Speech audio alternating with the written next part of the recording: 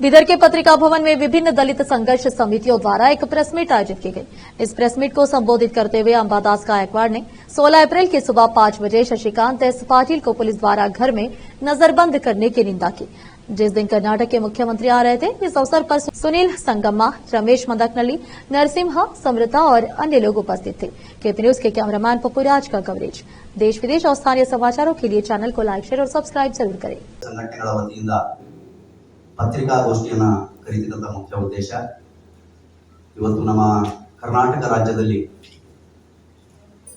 ಅಜಾತ ಶತ್ರು ಒಂದು ರಾಜ್ಯ ಮಟ್ಟದಲ್ಲಿ ಬೆಳೀತಾ ಇರತಕ್ಕಂತಹ ಬೀದರ್ ಜಿಲ್ಲಾ ಉಸ್ತುವಾರಿ ಸಚಿವರಾದಂತಹ ಸನ್ಮಾನ್ಯ ಈಶ್ವರ್ ಖಂಡ್ರೆ ಸಾಹೇಬರು ಇವತ್ತು ಬಹಳ ಉತ್ತಮವಾಗಿ ಬೆಳೀತಾ ಇದ್ದಾರೆ.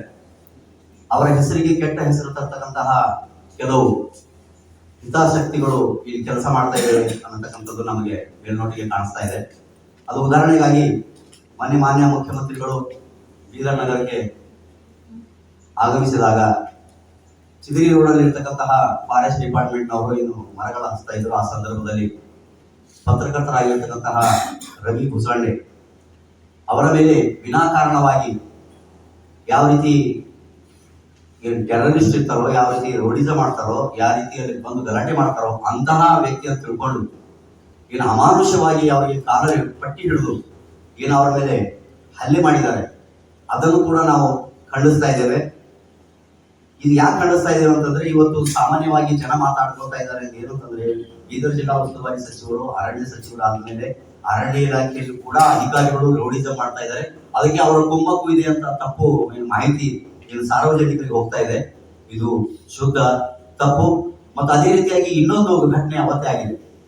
ನಮ್ಮ ಶಶಿಕುಮಾರ್ ಪೊಲೀಸ್ ಪಾಟೀಲ್ ಇದ್ದಾರೆ, ಅವರು ದಲಿತ ಪರ, ಕನ್ನಡ ಪರ ಮತ್ತು ಕಾರ್ಮಿಕರ ಪರ ಸದಾ ಬುದ್ಧ ಬಸವ ಅಂಬೇಡ್ಕರ್ ಅವರ ತತ್ವಗಳ ಮೇಲೆ ನಡೆದುಕೊಂಡು ಬಂದು ಸಮಾಜದಲ್ಲಿ ಒಂದು ಒಳ್ಳೆಯ ಹೆಸರನ್ನು ಮಾಡಿದ್ದಾರೆ. ಈ ಅವರ ಹೆಸರಿಗೂ ಕೆಟ್ಟ ಹೆಸರು ತರ್ತಕ್ಕಂತಹ ಪ್ರಯತ್ನ ಕೂಡ ನಮ್ಮ ಪೊಲೀಸ್ ಇಲಾಖೆಯವರು ಮಾಡಿದ್ದಾರೆ. ಯಾಕಂತಂದ್ರೆ ಅವತ್ತಿನ ದಿವಸ ಮುಂಜಾಗ್ರತಾ ಕ್ರಮವಾಗಿ ಅವರನ್ನು ನಾವು ಬಂಧಿಸಿದೀವಿ ಅನ್ನತಕ್ಕಂಥದ್ದು ಸ್ಪಷ್ಟೀಕರಣ ಬರ್ತಾ ಇದೆ ಅನ್ನತಕ್ಕಂಥದ್ದು ನಮ್ಮ ಮೇಲ್ನೋಟಕ್ಕೆ ಕಾಣಿಸ್ತಾ ಇದೆ. ನಾವು ಹೋರಾಟಗಾರರಿದ್ದೀವಿ. ಈ ಹಿಂದೆ ಮಾನ್ಯ ಯಡಿಯೂರಪ್ಪನವರು ಬಂದಾಗ ಕೂಡ ನಾವು ಅವರಿಗೆ ಘೇರಾವ್ ಹಾಕಿದೀವಿ. ಮಾನ್ಯ ಧರ್ಮಸಿಂಗ್ ಸಾಹೇಬ್ ಇದ್ದಾಗ ಕೂಡ ನಾವು ಘೇರಾವ್ ಮಾಡಿದೀವಿ. ಯಾವುದೇ ವ್ಯಕ್ತಿ ಅಥವಾ ಅಹಿತಕರ ಘಟನೆ ಅಥವಾ ಏನಾದರೂ ಕೆಟ್ಟ ನಡವಳಿಕೆಯನ್ನು ಮಾಡ್ತಾ ಇದ್ದಾರೆ ಅಂತಂದ್ರೆ, ಅಥವಾ ಚೌಳಿ ಪಾಟೀಲ್ ಅವರು ಯಾವ್ದಾದ್ರು ಸ್ಟೇಟ್ಮೆಂಟ್ ಕೊಟ್ರ ನಾನು ಮುಖ್ಯಮಂತ್ರಿಗಳು ಘೇರಾವ್ ಮಾಡ್ತಾ ಇದ್ದೀನಿ ಅಂತ, ಅಥವಾ ಕಪ್ಪು ಬಾವುಟ ತೋರಿಸ್ತೀವಿ ಅಂತ ಏನಾರ ಸ್ಟೇಟ್ಮೆಂಟ್ ಕೊಟ್ರ, ಏನು ಕೊಡ್ಲಿಲ್ಲ. ಅವರು ಯಾವುದೇ ರೀತಿಯಾದಂತ ಇದರಲ್ಲಿ ಇನ್ವಾಲ್ವ್ ಇಲ್ಲ. ಏಕಾಏಕಿಯಾಗಿ ಬೆಳಗಿನ ಜಾವ 5:30 ಗಂಟೆಗೆ ಅವರನ್ನ ತಾವು ಸುಮಾರು ಟೆರರಿಸ್ಟ್ ತರ ಅರೆಸ್ಟ್ ಮಾಡಿಕೊಂಡು ಕಂಡ ಪೊಲೀಸ್ ಠಾಣೆಗಳಲ್ಲಿ ಬೆಳಗಿಂದ ಸಾಯಂಕಾಲ ಅವರು ಓಡಾಡಿಸ್ತಾ ಇದ್ದಾರೆ ಅಂತಂದ್ರೆ ಅದರ ಅರ್ಥ ಏನು? ಇದರಲ್ಲೂ ಕೂಡ ಈಶ್ವರ್ ಖಂಡ್ರೆ ಅವರ ಕೈವಾಡ ಇದೆ ಅಂತ ಜನ ಮಾತಾಡ್ಕೊಳ್ತಾ ಇದ್ದಾರೆ. ಅವರ ಹೆಸರಿಗೆ ಏನು ಕೆಟ್ಟ ಏನು ಕಳಂಕ ಹಚ್ಚತಕ್ಕಂಥ ಪ್ರಯತ್ನ ಜಿಲ್ಲಾಡಳಿತ ಅಥವಾ ವಿಶೇಷವಾಗಿ ಪೊಲೀಸ್ ಇಲಾಖೆಯವರು ಮಾಡ್ತಾ ಇದ್ದಾರೆ. ತಾವು ದಯವಿಟ್ಟು ಸ್ಪಷ್ಟೀಕರಣ ಕೊಡಬೇಕು. ಅವರು